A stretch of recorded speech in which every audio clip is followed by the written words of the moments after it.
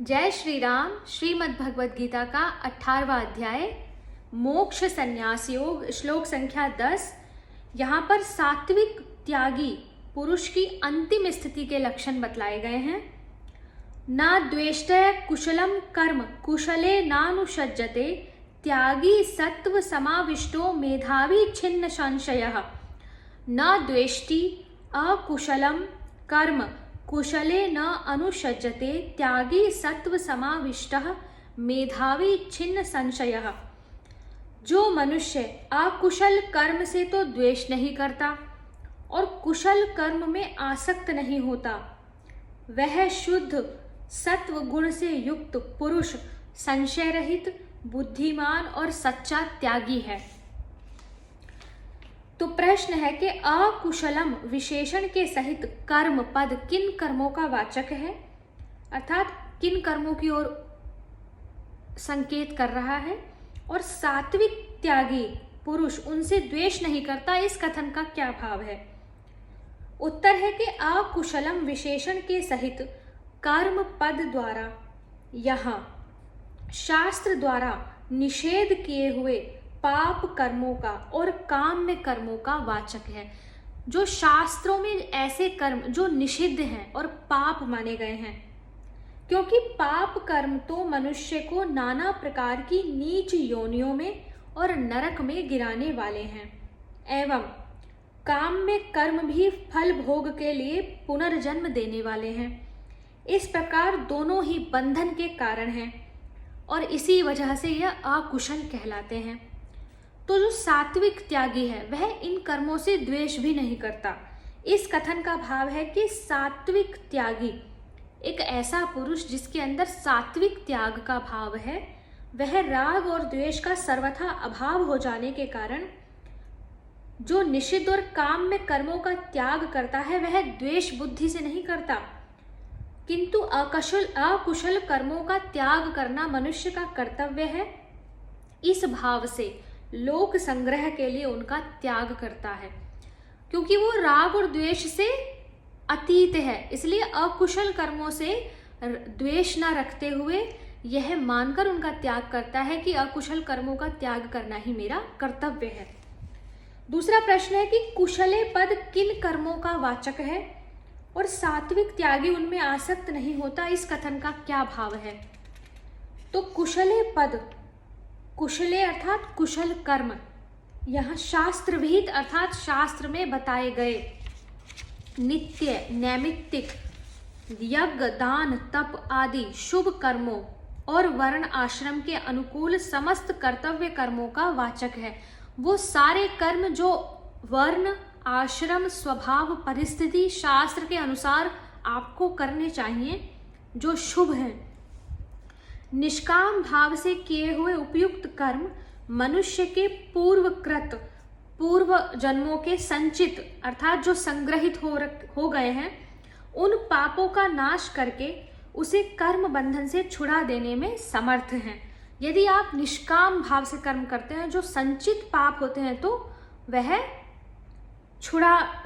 उनसे जो कर्म बंधन बनते हैं उससे छूट जाने में समर्थ हैं, इसलिए ये कुशल कहलाते हैं। तो अकुशल और कुशल कर्मों की जो परिभाषा है वो केवल इस पर निर्भर है कि ऐसे कर्म जो कर्म बंधन बनाए और ऐसे कर्म जो बंधन से मुक्त करें वो कुशल हैं। तो सात्विक त्यागी कुशल कर्मों में आसक्त नहीं होता। ऐसा मनुष्य जो सात्विक त्याग करता है वो कुशल कर्मों में भी आसक्त नहीं होता।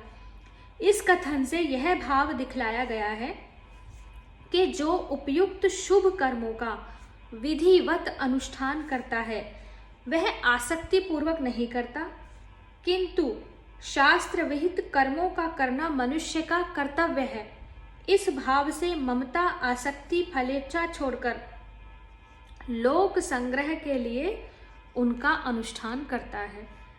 प्रश्न है कि वह शुद्ध सत्व गुण से युक्त पुरुष संशय रहित, बुद्धिमान और सच्चा त्यागी है, इस कथन का क्या भाव है।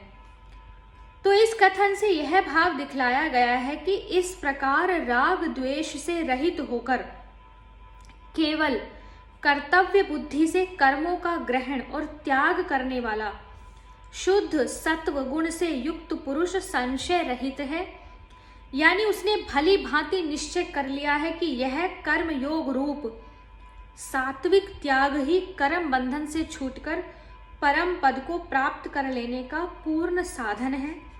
इसलिए वह बुद्धिमान है और वही सच्चा त्यागी है। तो उपयुक्त श्लोक में सात्विक त्यागी को यानी निष्काम भाव से कर्तव्य कर्म का अनुष्ठान करने वाले कर्म योगी को सच्चा त्यागी बताया। इस पर यह शंका होती है कि निषिद्ध अर्थात निषेध और काम में कर्मों की भांति अन्य समस्त कर्मों का स्वरूप से त्याग कर देने वाला मनुष्य भी तो सच्चा त्यागी हो सकता है, फिर केवल निष्काम भाव से कर्म करने वाले को ही सच्चा त्यागी क्यों कहा गया? तो इसलिए कहते हैं श्लोक संख्या 11 में, न हि देहभृता शक्यम त्यक्तुम कर्माण्य शेषतः यस्तु कर्म फल त्यागी स त्यागीत्यभिधीयते। न ही देहभृता, देहभृता शरीरधारी किसी भी मनुष्य के द्वारा, शक्यम शक्य नहीं है, त्यक्तु त्याग किया, कर्मान्य शेषतः कर्म फल त्यागी, कर्माणि सब कर्मों का।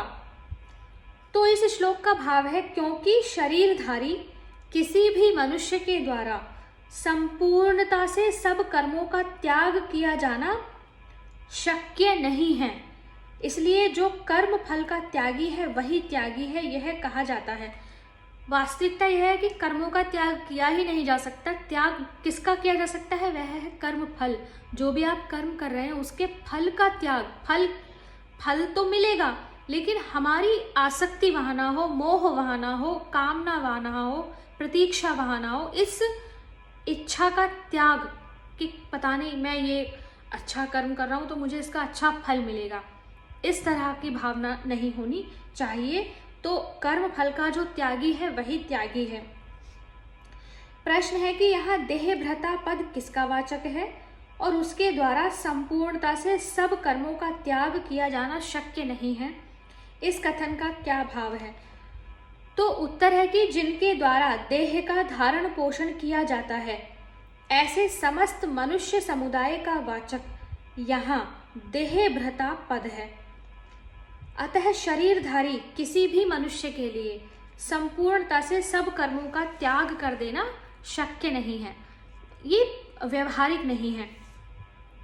तो इस कथन से यह भाव बताया गया कि कोई भी देहधारी मनुष्य बिना कर्म किए रह नहीं सकता, क्योंकि बिना कर्म किए शरीर का निर्वाह ही नहीं हो सकता। इसलिए मनुष्य किसी भी आश्रम में क्यों न रहता हो, जब तक वह जीवित रहेगा तब तक उसे अपनी परिस्थिति के अनुसार खाना पीना, सोना, बैठना, चलना फिरना, बोलना आदि कुछ न कुछ कर्म तो करना ही पड़ेगा। अतएव संपूर्णता से सब कर्मों का स्वरूप से त्याग किया जाना संभव नहीं है। दूसरा प्रश्न है कि कर्म फल त्यागी पद कैसे मनुष्यों का वाचक है और जो कर्म फल त्यागी है वही त्यागी है, इस कथन का क्या भाव है? तो उत्तर है कि कर्म और उनके फल में ममता, आसक्ति, कामना का त्याग करके शास्त्र विहित कर्तव्य कर्मों का अनुष्ठान करने वाले कर्म योगी का वाचक यहाँ कर्म फल त्यागी पद है।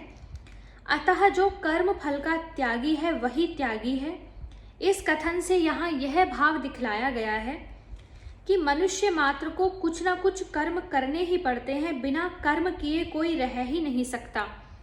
इसलिए जो निषिद्ध और काम में कर्मों का सर्वथा त्याग करके यथावश्यक शास्त्र विहित कर्तव्य कर्मों का अनुष्ठान करता है तथा उन कर्मों में और उनके फल में ममता, आसक्ति, कामना का सर्वथा त्याग कर देता है, वही सच्चा त्यागी है। ऊपर से इंद्रियों की क्रियाओं का संयम करके मन से विषयों का चिंतन करने वाला मनुष्य त्यागी नहीं है तथा अहमता, ममता, आसक्ति के रहते हुए शास्त्र विहित यज्ञ, दान, तप आदि कर्तव्य कर्मों का स्वरूप से त्याग कर देने वाला भी त्यागी नहीं है। श्लोक संख्या 12 से आगे के वीडियो में पढ़ेंगे। हरे कृष्णा।